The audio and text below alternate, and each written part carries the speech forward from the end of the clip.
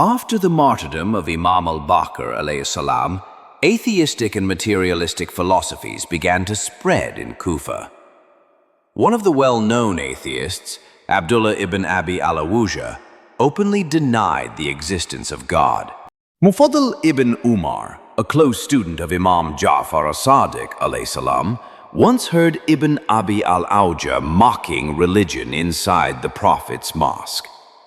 Deeply disturbed, he rushed to Imam Ja al-Sadiq alayhi salam and shared what had happened. The Imam comforted him and said, "O Mufaddal, I will teach you something that will strengthen your heart and silence the deniers.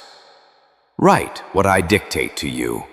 This became a 4-day teaching, later known as Tawheed al-Mufaddal, a masterpiece proving the existence of God through the wonders of creation, the universe, nature, and the human body.